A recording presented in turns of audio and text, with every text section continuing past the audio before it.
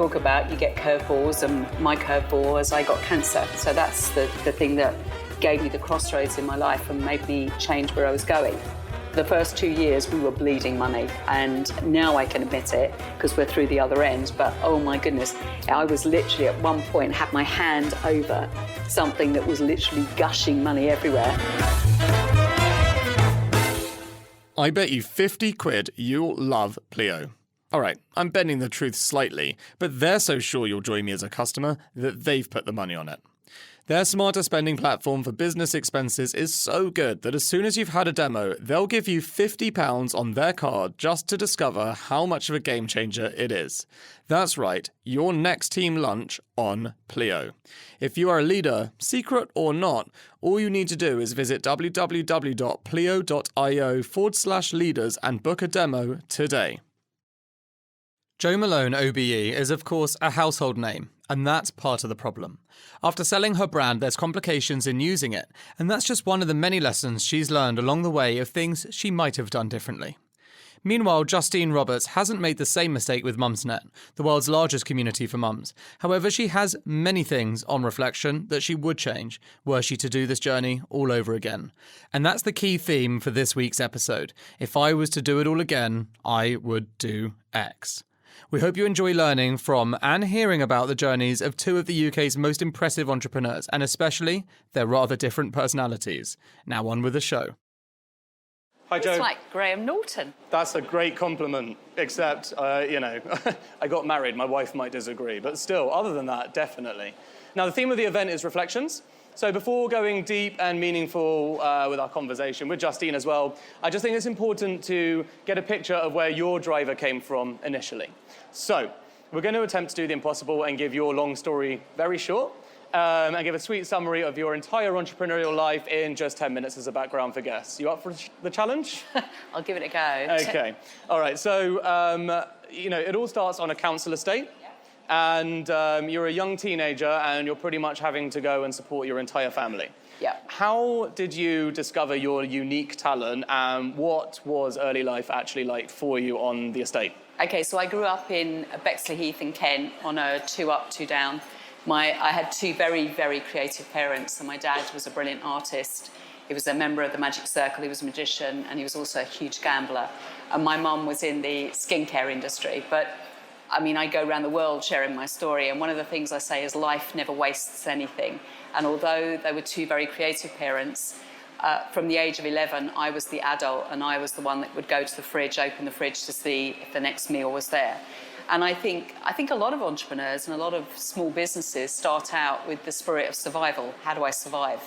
And for me, that's where I learned that, what can I do with very little, pay the rent, and make sure that life continues. And I think that as a young child, as I was growing up, and I noticed that I wasn't diagnosed with dyslexia until I was much older.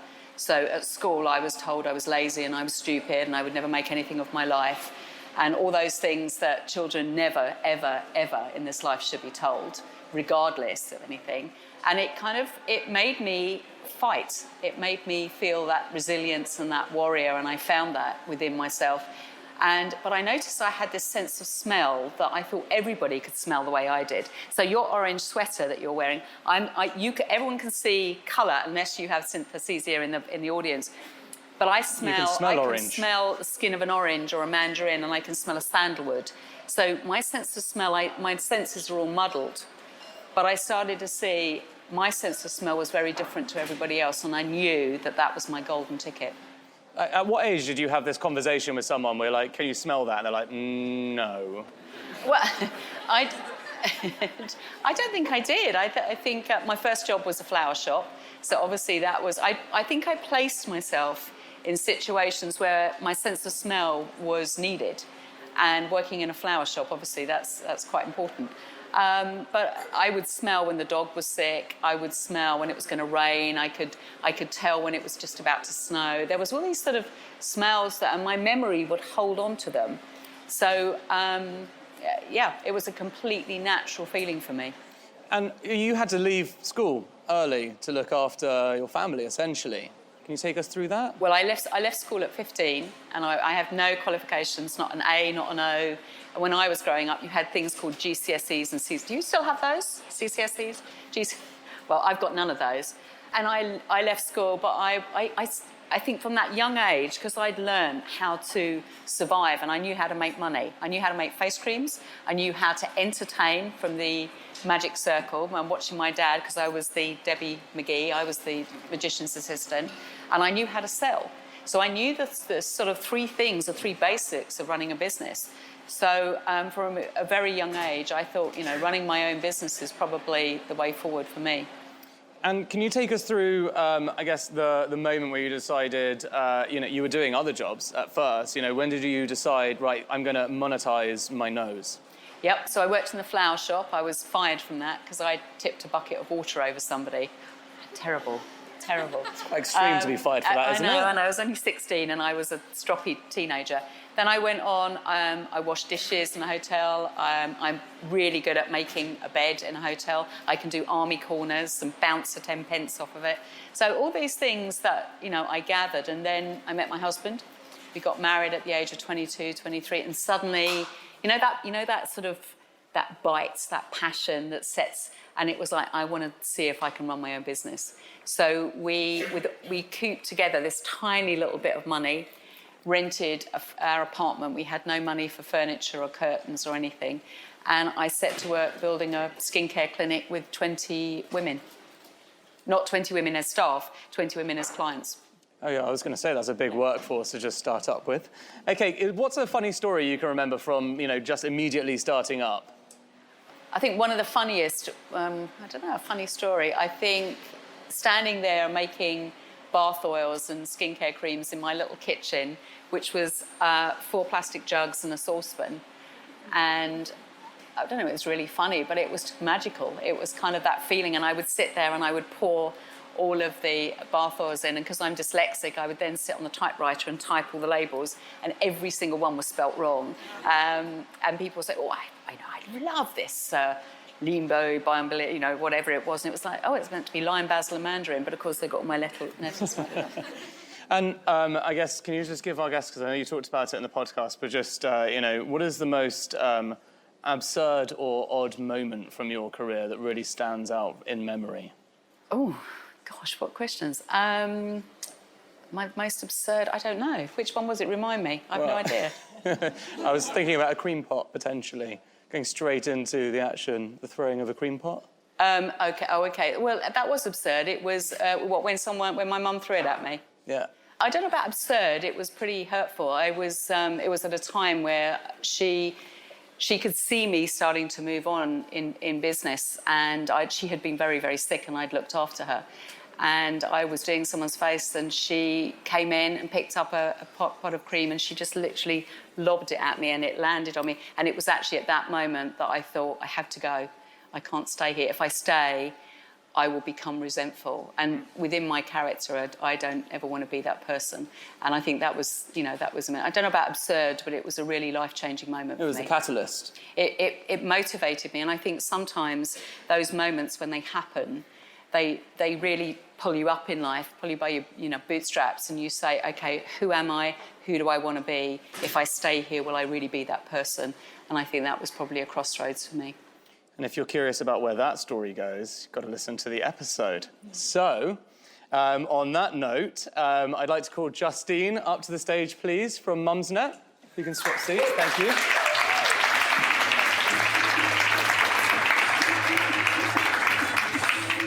OK, so I've heard references to you, Justine, as more powerful than the Queen from some people.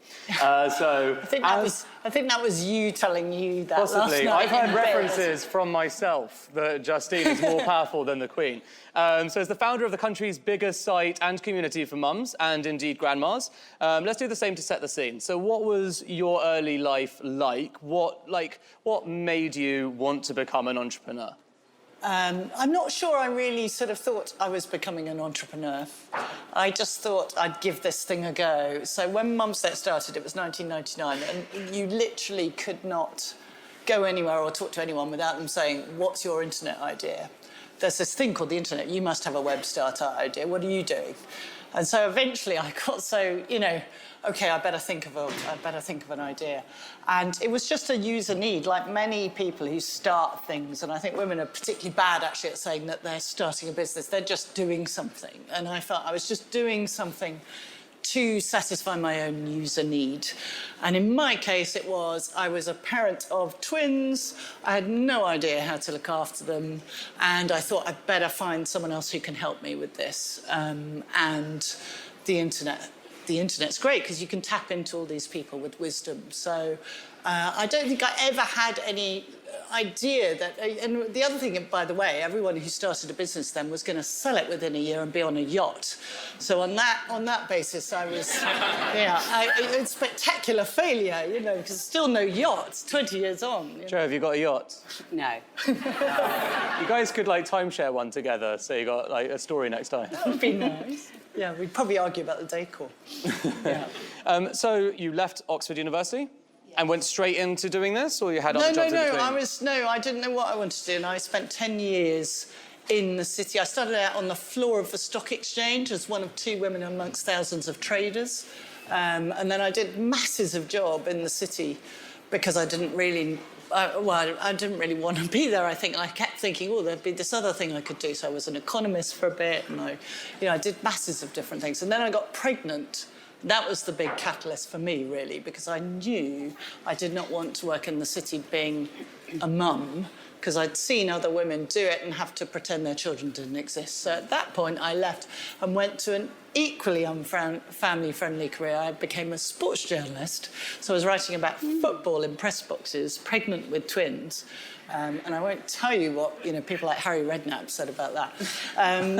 So it was. Before you make it sound like a job you didn't want, you actually do love football. I love football. Yeah, it was my passion. Yeah. So I love football. I love cricket. I'm really actually pissed off because my team is playing tonight. I can't believe I've agreed to do this. No, that's a joke. I'd love being here. Fine, it's Liverpool. They're going to win again. No one say the result, please. Please keep it secret. It's called Secret Results. Yeah, exactly. Podcast. So for me, I I kind of fell into it, but it was because of user need.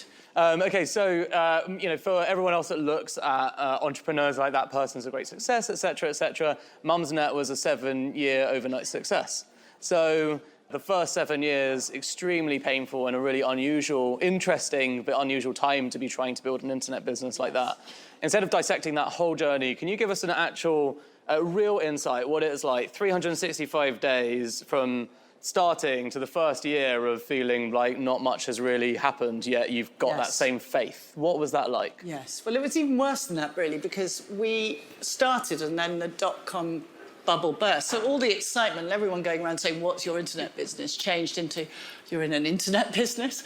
And we couldn't raise any money. And it just all went very quiet. In fact, people wrote columns about how the internet's dead, it's over. And I thought, well, that's been a bit of a waste of time. But meanwhile, what happened was this community that we'd started, this fledgling community, started to come to life. So whilst the business model was obviously completely wrong, I mean, I think I was predicting in year 2 e-commerce revenues that we don't make now. I mean, so wrong. And everyone was on dial-up, so it was very hard for people to actually even log on. But the people who did make it through and logged on were finding it incredibly useful. So whilst literally no revenue, all back bedroom, we couldn't pay anyone, I couldn't pay myself, I had the cheapest childcare ever. My children, suffered as a result. I blame that. But the community was coming to life and finding it helpful. So that's kind of what kept it going, really, was people would literally write to me and say, this thing saved my life. So I felt like, well, there's some worthiness to it, even though nothing was happening from the business point of view. What does a community feel like in a year? At the end of the year, do you remember? Is it like 30 people really connecting? Is it like 100 but 20 Oh, no, having it was a more chat? than that, because I think I got asked to write a diary of a .com startup for the Times. And so, you could watch people joining. You literally, I was on Google Analytics saying, oh my God, look at all these people coming.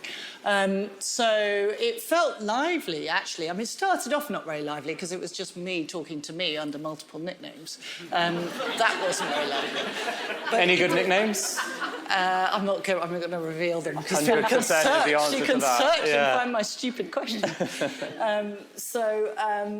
But then it really did come to life, and yeah, I knew it was coming to life when my friend asked me a question about being pregnant because she was the only person I knew who'd been pregnant, and I said, yes, I know the answer about palpitations, but you've got to ask on Mumsnet. Which was really mean, right? Because she was quite up. So I rushed on to answer, and 2 people had answered, and then, OK, it's come to life, you know. Amazing. OK, so this is the part where we get into the meaty questions, the main questions for both of you. So you guys are both warm now. You especially, because Jo warmed your seat for you. Yes, she did. Very Thank kind you, of her. Welcome. So Jo, we'll start with you. But the first question is, what is the hardest moment of your career? I've had lots of really, really hard moments. What are all I of think, them? Well, no, not all of them. But I think starting again. Yeah, I think that was... And when did you do that? That's recent. Well, 2011, so 2013. So, you know, building a brand that everybody knows you for and it's gone global and you've sold it and all of those. And everybody thinks, you know, life's perfect. But as we talk about, you get curveballs, and my curveball was I got cancer. So that's the thing that gave me the crossroads in my life and made me change where I was going. But starting again, having that courage to get out there, sit round a kitchen table, same 4 plastic jugs, same passion, but being older, and then realising the responsibility that I got myself into, because I had to make sure the consumer knew that it was a different business. And boy, it was one of the hardest. I think if I'd known then what I know now, I still would have done it, but boy, I would have done it differently. And I was just, I felt I was totally humiliated. I'd stood on a public stage trying to launch Jo Loves, got all the packaging wrong, got the distribution wrong, got what was in the bottle right, because if I hadn't got that, it would have really been disastrous. But I had to go back, and I think sometimes in business, we think that just because you've done it once, that you're perfect, that you have all the answers, that you have a crystal ball. You don't, because time moves, people change, markets change, demands change. And just because I'd done it once really well, I couldn't go back and repeat it. I had to learn all over again. So I think that was, for me, that was the hardest thing. Now, in 2019, she's flying. She's literally taken off. But it took so much tenacity. And I would tell myself every day, don't quit. Don't quit one more day. I mean, how often have you thought that in your businesses? Don't quit today. Don't quit on a bad day. Because you never quit on a good day, do you? If it's a bad day, don't quit, because sometimes the landscape changes. So I'm really glad I never quit.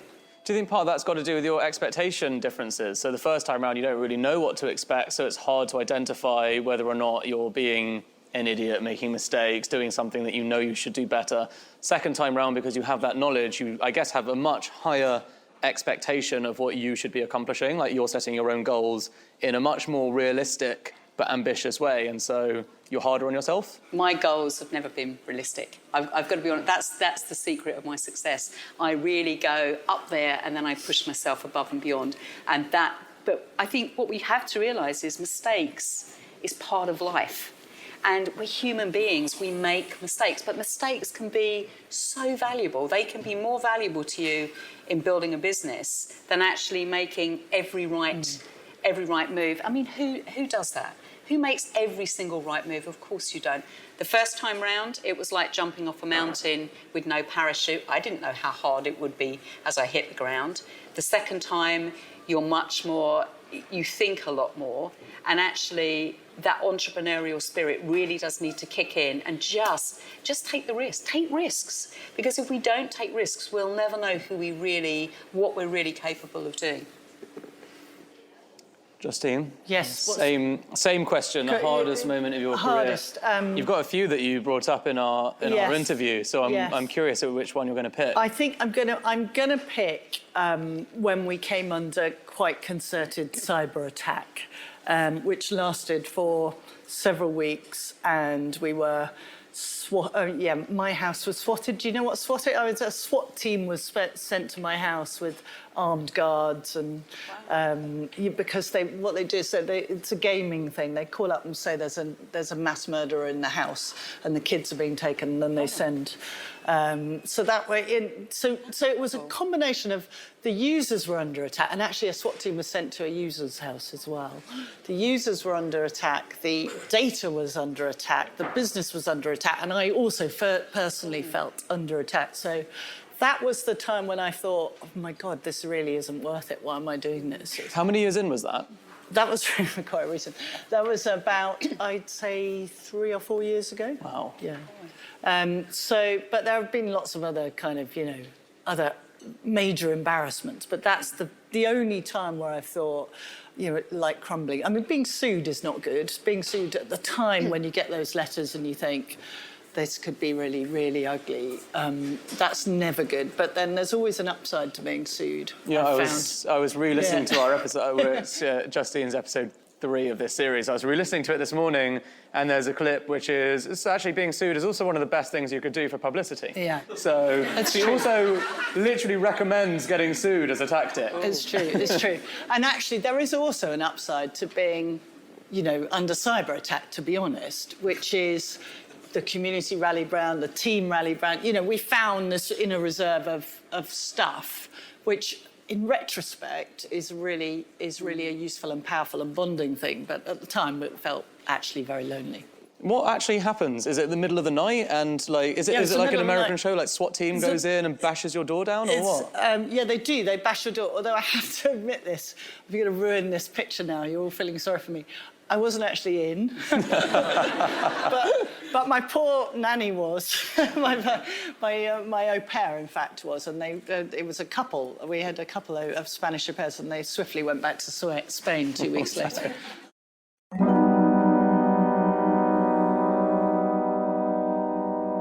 This podcast is brought to you by Klaviyo, the growth marketing platform most recommended by other business leaders, and last year 67 new brands switched to Klaviyo every single day.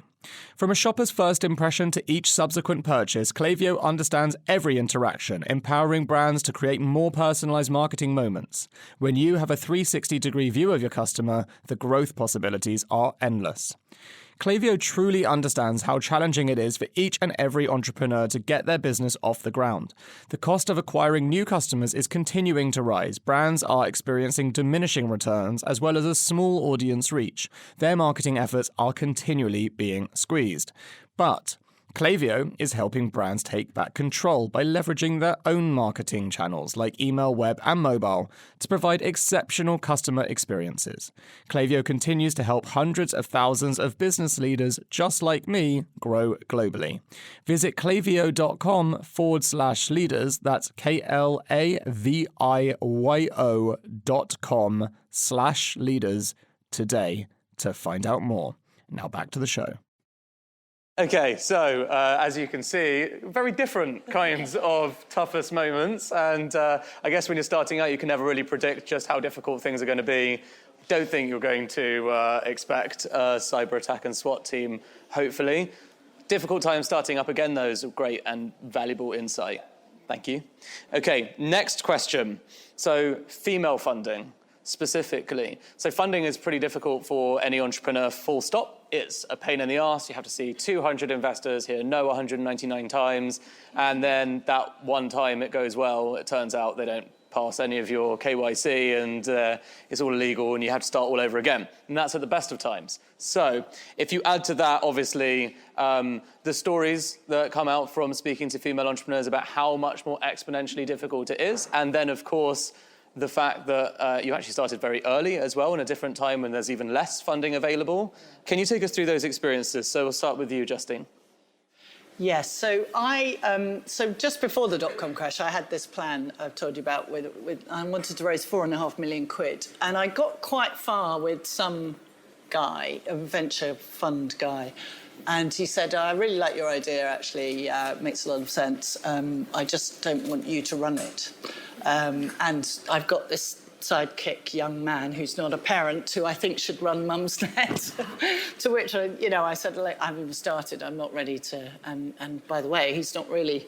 Anyway, not on brand for Mumsnet. And then someone else said, you will fail, but when you do, you can come and work for me. He was German.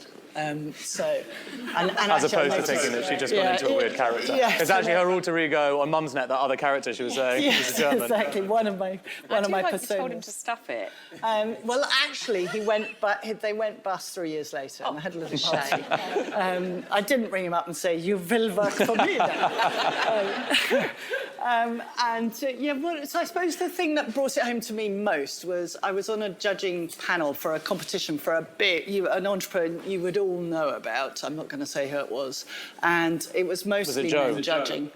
I think we were on it together, were we? No, I don't think we were on this because there was one other woman. Okay. That means there's definitely another awful story that Jo's going to share. Anyway, you've got another story. And there were kind of two potential winners of this competition. One was cauliflower rice, which as a woman, and the other woman was... we thought, didn't we? We thought, this is amazing. This is going to solve so many problems. It's got to be cauliflower rice. All the men voted for the advertising hologram, and that won. Which, and cauliflower rice is huge now because it totally solves the problem. And that is the problem. They didn't get it. They didn't understand the problem. And the men with the money do not necessarily understand what 50% of this country, what their problems are. And that's why female businesses aren't getting backed, I think, because very often it's their own hunch they're following. And if they don't understand the audience, they're not going to back it. What was your experience getting funding after that? So did you just stop trying? Well, the funding stopped. The bubble burst, and I stopped, yes. And Jo, what about you? What's your funding story if you have one? So I never sought funding. I remember in the very beginning with Jo Malone going to the bank and saying, can I have a £100 overdraft facility? And they said no. I know it was a man. And they're still my... It was a man, actually, and they're still my bank today, and I never let them forget that they said no to £100. And I was really shocked at that, so I went away, but I think from where I'd come from as a little girl, where debt was always there, I never wanted to owe money to anybody. And so we built our business, and we'd earn a little bit of money, and we got to a point in our business where it was growing so rapidly, and this little pool of money was getting smaller and smaller and smaller. So we knew that we had to, and for me, I didn't want to take a backer. I didn't want to be controlled by somebody. I still don't want to be controlled by somebody. And so actually selling our business and staying part of it was absolutely the right way. And we needed a lot of money to be able to roll that business sort of globally. And so that was my only, and we'd had a lot of people come. When you have a business and it's starting to take off, they appear from everywhere. They appear, can we come in? Can we have a franchise? Can we buy 10% of the business? But I think the really important thing when you're building a business is your equity is your golden ticket. Hold on to equity as long as you can, because the bigger you build your business and the more that you gain attention for that, the better deal that you'll get. And so many businesses I meet sell a huge chunk of their business in the beginning, and then they suddenly find, people's opinions on their board, and they suddenly find the reason that they started their business because they want to fulfill their dreams. They're then running everybody else's opinions of what their business should be. So hold on to equity as long as you can. And what about having a board? Did you have one originally before you sold to Estee Lauder? I've never had a board. So you didn't have to deal with one then? I've sat on boards, and I'm hopeless on boards because they ask you to sit on their board and say, we want an entrepreneur to see what an entrepreneur really thinks. They don't. They hate what an entrepreneur, because an entrepreneur is disruptive. They pull the rug from under your feet. You complain about how the room smells. They talk about the elephant in the room that nobody wants to think about. So I never had a board, but actually selling my business, and I'm very respectful of the Lauder family, and I would still absolutely, if I had my time again, I would sell it to them.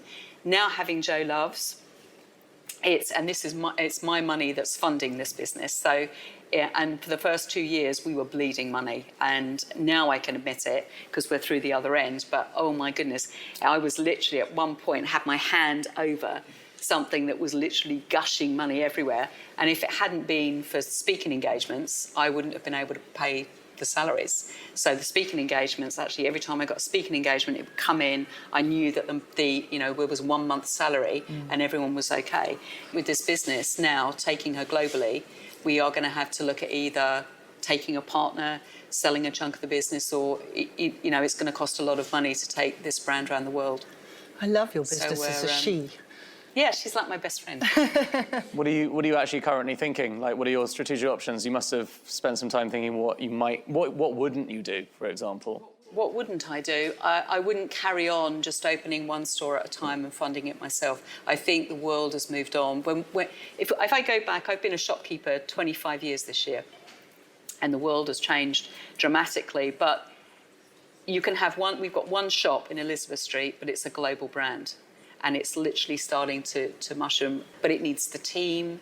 So if we're going to open in Shanghai and we're going to open in New York, you can't run it from here. You have to have feet on the ground. You have to see what's happening, and you have to react really quickly. So there will be a point, and I think it's coming, where it's a crossroads for us. I look at this little business at the minute, and it's a retail business without a doubt, but she has this heartbeat of creativity. And for me, it's like it's a springboard into a global market and being able to change the world again in which I live. So that's going to cost, a couple of several million, shall we say. But you have people that you're like, I would just that would love to fund you because they'd love to be part of that journey. The feeling's mutual from your side, and you're like, why not? And it wouldn't feel like, as a young entrepreneur, you have to get in bed with the devil. You don't know what they're really like. But at your stage, having already done a business like that, you must know the right people. You must feel comfortable. No, I do. Yeah, no, I absolutely. I mean, I haven't sort of reached out for that right at this moment. Because Justine has offered, right? We'd be good as partners together. I've got £5. You can. Thanks. Justine, what about you with the board? Yes. So you haven't taken very much money at all. Originally, anyway. We have actually recently done a small round, and I was really... But Jo's completely right. I didn't want to cede any control at all. I didn't want to, I wanted people who had the same time frame as me, but even if they didn't or they changed their mind, I wanted to be in control. I didn't see the point of building a business for 20 years to let someone else sort of, who's just popped in for the ride to dictate terms. So I worked very, very hard to find patient capital, which I think is what Mumsnet needs. And I've made it very, very clear that we will always put purpose before profit. And so if I can't live with that, then, that's that. So we do have a board now. It's a very small and compact board. It's not full of great and good, but it serves quite a good purpose because it actually makes me kind of produce monthly numbers and things like that, which I probably should do. OK, so moving on to managing family life or growing families at the same time as entrepreneurship. So, Jo, when we chatted, when I asked what your greatest accomplishment was, you said being a mother. You proudly display that on your social media, so it's definitely very much at the heart of your brand. Justine, it's baked into your brand name, so it's right there for everyone. And you have 4 kids and twins as part of that. So I'm guessing this has been definitely something that you focused on, how to manage both simultaneously at the same time. Most of us mere mortals struggle with just a business. So just a business and also raising a family seems pretty hard. So I guess, Justine, starting with you, what's been your experience of how to handle those two things simultaneously? Obviously, the more children I had, the more on brand I was. So, I should probably keep going. And now we've started Grandsnet. I have to encourage my children to get on with it. Badly. That's why I can't give any secrets to this. It's really, really hard. You have to accept imperfection. and just do what's important to you and let everything else slide. But what were you like with work-life balance? I mean, is it all everywhere? Is it I've got to be home for 6 because of this? You know, how did you personally deal with it? So actually, I should have answered this in your previous question, but one of my motivations for Mumsnet was to create a work environment where people could put family first, because I'd worked in the city and then as a football reporter, and that certainly wasn't the case. So we kind of make a point of saying you never have to, if you work with Mumsnet, you never have to miss the school play. There's no sort of presenteeism, it's all about outcomes. And you must do what's important to you, and family absolutely comes first, because it does, right? It's an essential truth. Having said that, I work harder than I've ever worked in any other job, and I don't even recognise work-life balance anymore because I have a smartphone and it's all mixed up together. I really don't know what's work, what's life. Work is life. It makes no sense to me. So do I have any tips? Carve out time for the things that are really important. It might be the school play, or you may never want to go to the school play. All that's fine. But just make sure you're prioritising. Yeah, absolutely, she says on the podcast. Yeah, I'll tell you later. look like it, though. Yeah. I love school plays, and I love them. I think there's this huge... I'm always asked that question, how do you manage work and family? And I find that a strange question. I've got to be really honest. It's like everybody else. I do my very best. And sometimes I excel and I go above and beyond, and sometimes I fail miserably. This myth that there is the perfect, it doesn't exist. And if you're trying to find it, I'm telling you it doesn't exist. But at the same time, we're there to run a business. I mean, that's what... But when my little boy was growing up and he was sick, I'm sorry, he wanted me. He didn't want someone else. He didn't even want his dad. He wanted me sitting there. And the people that we employ, when their children are sick, it's like, go home, go be with your child. Because they're not concentrating in the board meeting or whatever it is you're trying to do. You go and the school plays. School plays are important to children. And I would say, be present in the now. So if you're sitting in the office and you're sitting, that's where you are. That's where your mind has to focus. But when you go home on a Friday, switch your phone off. I know that sounds crazy, but switch them off when you sit and have dinner together and talk to your kids. My son is now 18. I'm so sad, he's about to go to university, and he's my only child. He is one of the nicest human beings I've ever met in my life. And I have sat and had breakfast with my son every single day since he was been born. And I worked all the rest of my day round. Let's build businesses that encourage people to support and be part of their families, because you will have a happier person, a happier workforce. You will always have the person that comes in and tries to just say, this is what I'm owed, this is what I'm owed. Do you know what? That's always going to happen. Don't concentrate. Concentrate on the people that you really... and help them with their families. And if they need to go off early and they need to come in late, let them do it. It's okay. The business will still get done. And being a mum for me has been one of the most important things in my world. And I have a son who is the product of 2 entrepreneurial parents. And for the first time in my family history, my son's going off to American university to live his dream. Why? Because he thinks with his entrepreneurial head. And I am beyond proud. Very nice.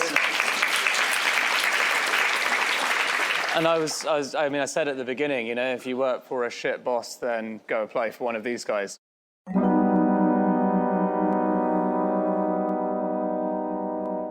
These series and our live events wouldn't be possible without the awesome continued support of LaFosse Associates, the brilliant recruitment partner of choice for us and most our guests. After all, you can't build a great company without great people, and that's why great people trust LaFosse.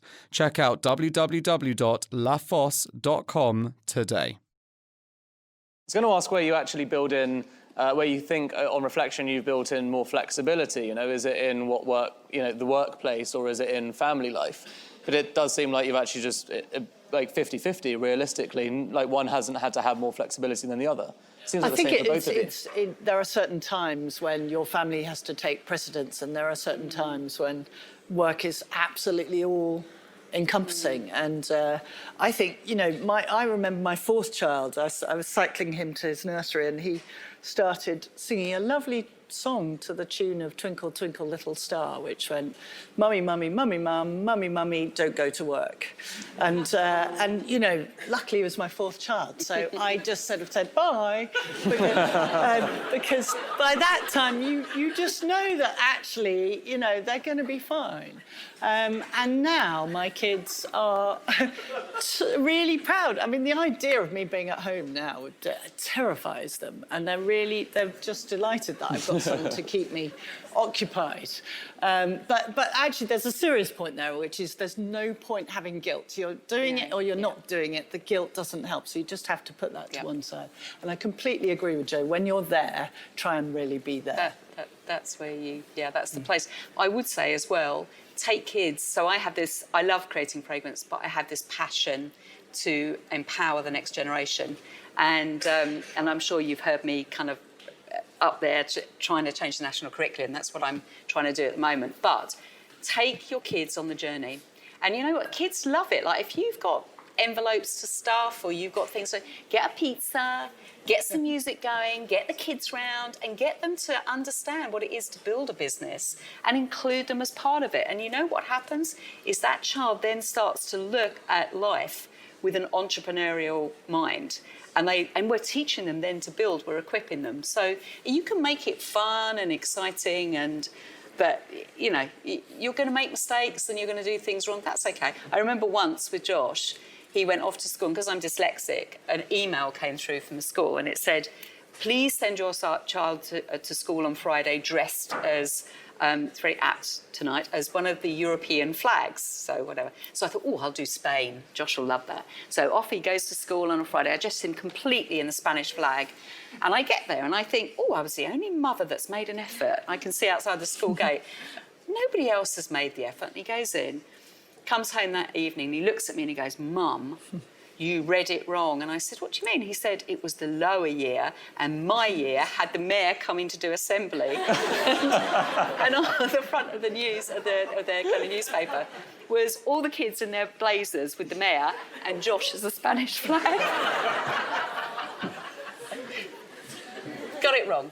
I think it's only fair to ask what the most embarrassing thing you've done for your children is then, because you must. I think just existing, probably. No, I'm very embarrassing, but I'm just reflecting on the idea of letting my kids anywhere near my workplace, because they're now at the age where they want to come and be interns. And I'm saying, no way, I can't have that at all. But my daughter did once post on Mumsnet under a pseudonym asking about what dog, what puppy to get, which was in itself terrifying. Yeah, she said, I'm never posting there again. Some really scary stuff. No, so I wouldn't. I worry about that idea of, you know, I'm not going to. They say, when can we have the family business? No way is that the family business. You're not having that. So you mentioned changing the curriculum. Is this with a view to, you know, trying to encourage more entrepreneurship? I guess, you know, individuality. I think the world in which our children will inherit is scary right at this moment. And last summer, 2 summers ago, so this isn't about my son. My son has come straight through with straight A's and he's off to Harvard. So, I mean, this is not about him. But we were sitting one summer and I noticed one of the young men who were getting their results hadn't got through, and he got an email from the school to say, you have to find a new school in September to go back to. And I watched this young man just completely disintegrate before my eyes. He wouldn't look up, and I've known him all my life, and I was so broken by this and thought, that was me. What can I do? And I really thought about it, and I thought, we have to teach entrepreneurialism in schools. And so I started on the whole programme, and they said, yes, that's very interesting, but when you get to 17, it's too late by then. These kids need to be taught from the age of 7 to 17. So within 5 years, we will have a generation of young people that come through school that understand what maths, you know, they'll understand VAT. They'll understand how to write a press release. They'll understand how to put a product together. And they'll knit together chemistry, biology, English, mathematics, and think, now I get it. Now I get what I can do with these things. So I'm on this mission And I'm not going to stop until actually Lauren and I are on this mission. We're not going to stop until we see this actually part of the national curriculum. So I go around the country, I talk to schools. I came from an amazing academy in southeast London the other day where the head came to me and said, we're going to help you put the curriculum together. And there's an amazing army of people that we're going to make sure that every child hands the baton of creativity and entrepreneurialism so that every child knows how to build, how to create something, so they're not left thinking to themselves, we're second best. Because we have to find the jewel in every child to help them build, because no child should ever feel as though they're second best and left out, ever. Is this something common you've seen in Mumsnet as well? Like, in the forums talking about the curriculum and what we could do to actually change it and improve it? Yeah, I think in a world where we've got robots and machine learning, our education system doesn't really equip people for what's coming. I mean, I don't know about you, but I can't remember anything anymore because I don't really have to. I've got Google to remember it for me, right? So I can't spell, I've got spell check. We don't really need those. I mean, I tell my kids to learn to spell, but what we need is solutions, people, creative people who can make connections and actually on a human level do stuff that the machines can't, and actually learning a load of facts about geography. And I mean, I've just been doing mock GCSEs with one of my sons, and if I have to do, any more about how rocks bump along the riverbeds, and he has to just learn facts. Just a load of facts. And that seems completely irrelevant in a world of machine learning and robots. So that is discussed a lot on Mumsnet. And I think we should focus much more on critical thinking, which is, kind of what you need for entrepreneurship. So I'm with Jo, But as an entrepreneur, the reason we're happy building it is we found the thing that makes us feel fulfilled with purpose. And if we find that, we wonder why mental health is on the rise, why crime is on the rise. And I'm not condoning crime in any way, shape or form, but the reason that is rising is because these people have no purpose. They don't know where to put all of this energy. And I think it's not just the responsibility of the educational system. Teachers are doing everything that they possibly can. But as an army of entrepreneurs, we have a voice and we have part of a really powerful answer for the next generation. And I think that will bring us together.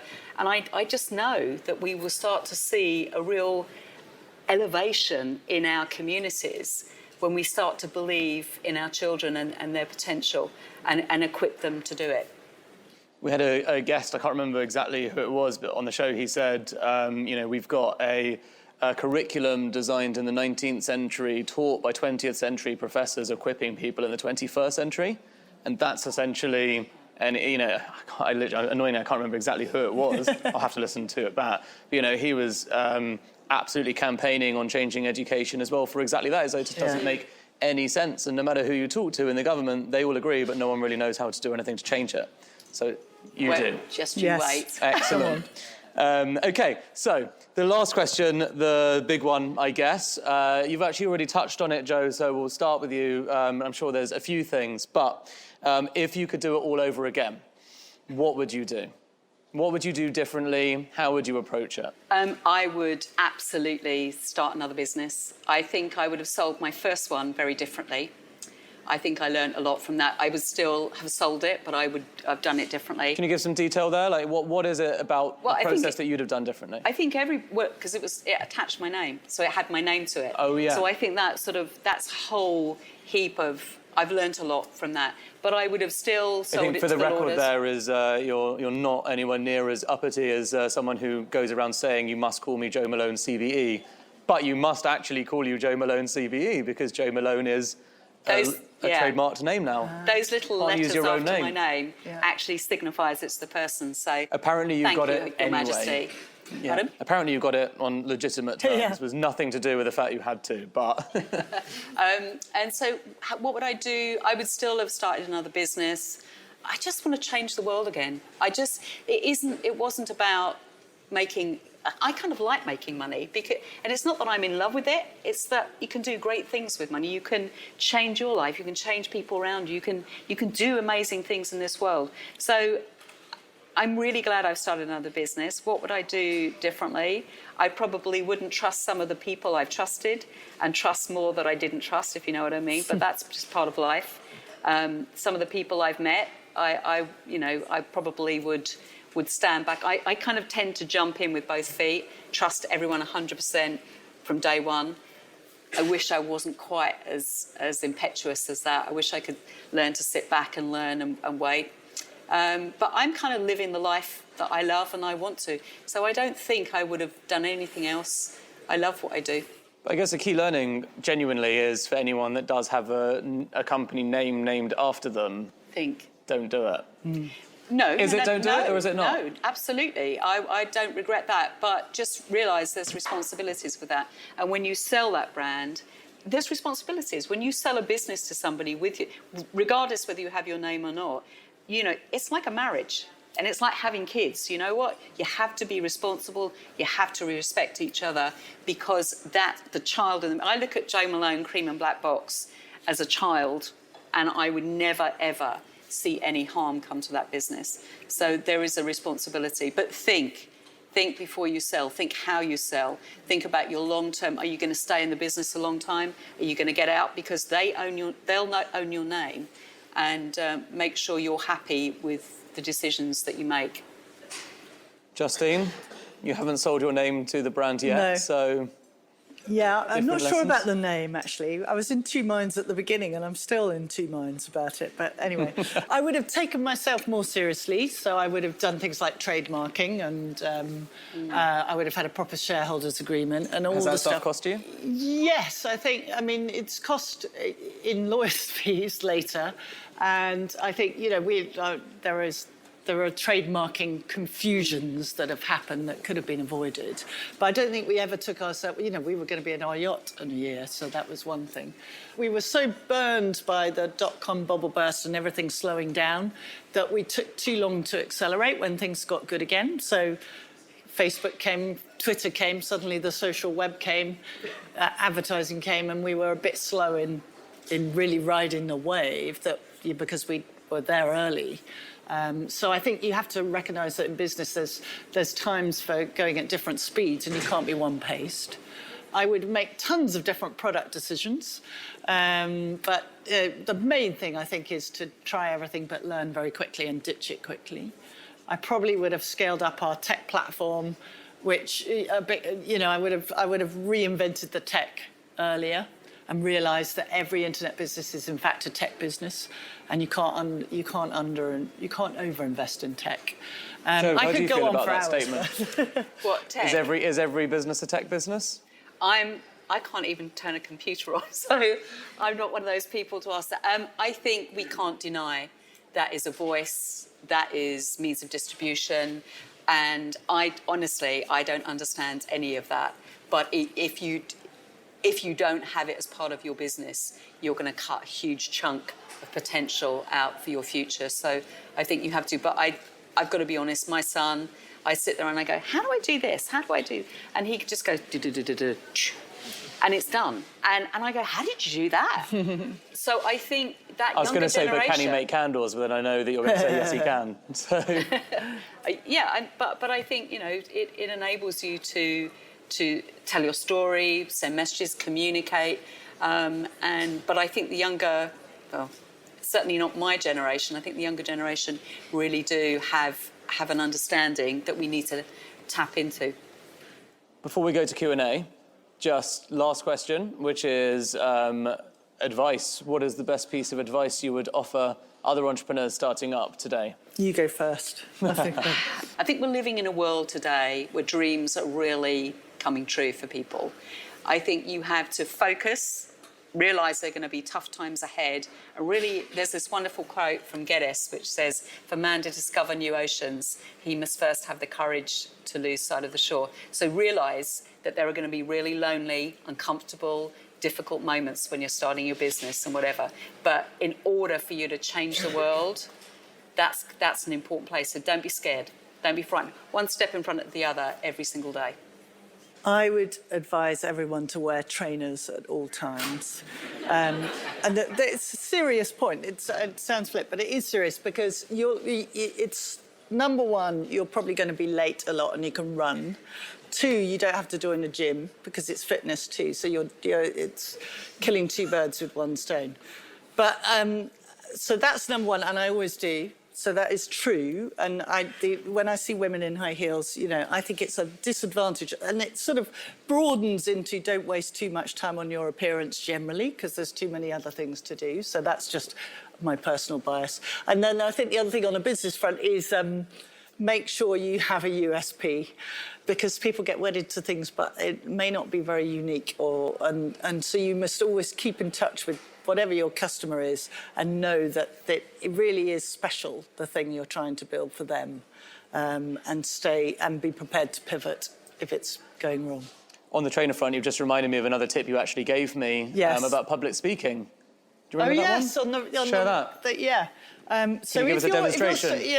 You sit down or stand up, but if that thing where you're sitting in front of people and you forget what you're going to say, if you lean on the ball of the big toe of your right foot, it connects with your brain and helps you have some clarity.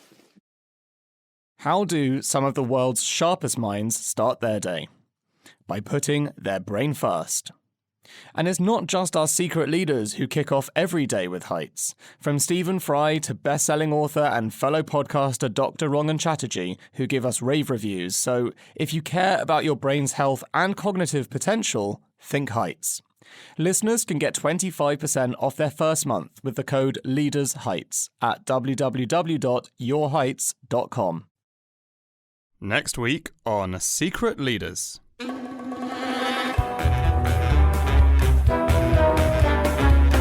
2008, together with colleagues, friends, supporters, we began the School of Life. And it was a vague plan, but the mission is the one that's remained the same ever since, which is to essentially create an organisation that would be a home for developing the tools for people to lead a more fulfilled life.